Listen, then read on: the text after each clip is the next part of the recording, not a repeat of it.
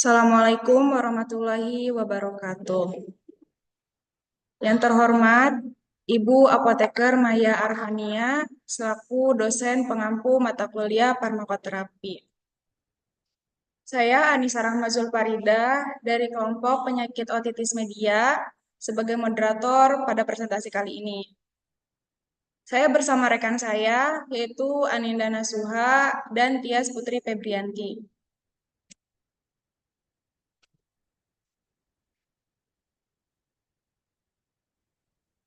Otitis media akut atau OMA adalah infeksi pada vakum timpani dan paling sering menyerang anak-anak usia 6-24 bulan. Otitis media akut dapat disebabkan oleh virus atau bakteri. Patogen bakteri yang paling umum menyebabkan OMA yaitu Streptococcus pneumoniae, diikuti oleh non-typable Haemophilus influenza dan Moraxella catarrhalis.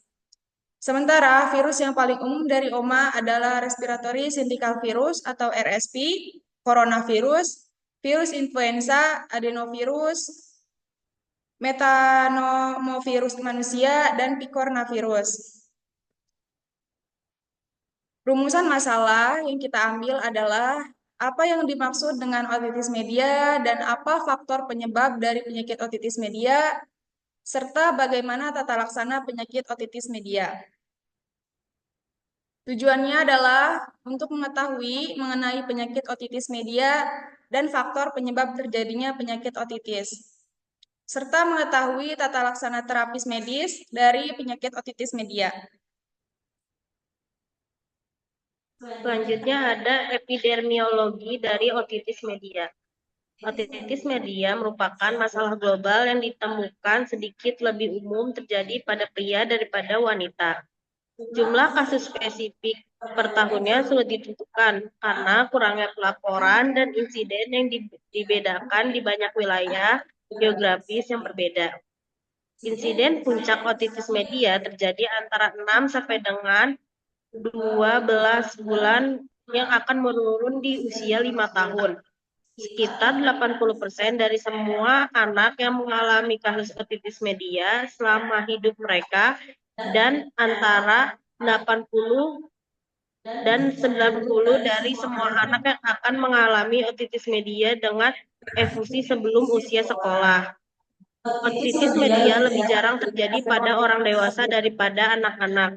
Meskipun lebih umum terjadi pada subpopulasi tertentu, seperti mereka yang memiliki riwayat OM berulang di masa kanak-kanak, langit-langit sumbing, status imunodefisien atau imunokompromis, dan lainnya.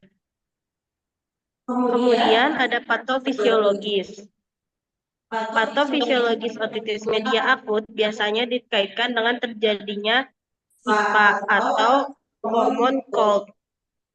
Hal ini disebabkan oleh proses inflamasi setelah ISPA yang melebihi mukosa hidung, nasofaring, mukosa telinga tengah, dan tuba eustachius.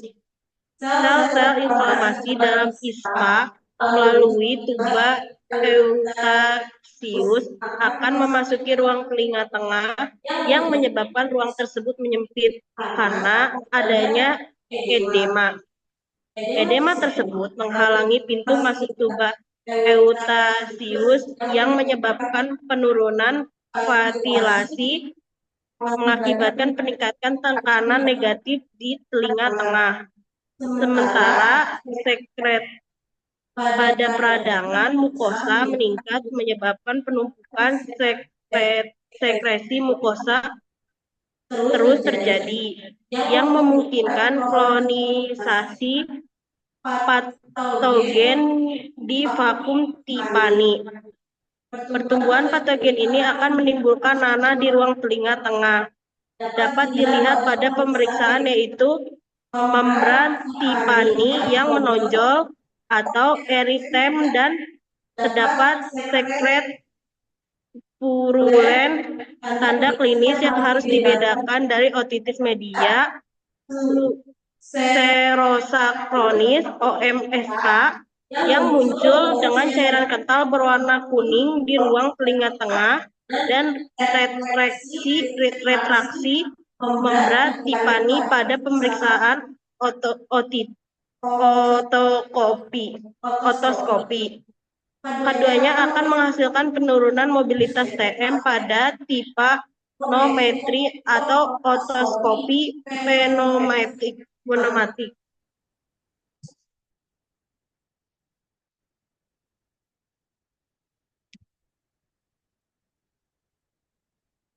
Tanda dan gejala meliputi gejala spesifik seperti telinga, nyeri, kehilangan pendengaran, gejala non spesifik seperti mual, mudah gangguan tidur, dan anoreksia.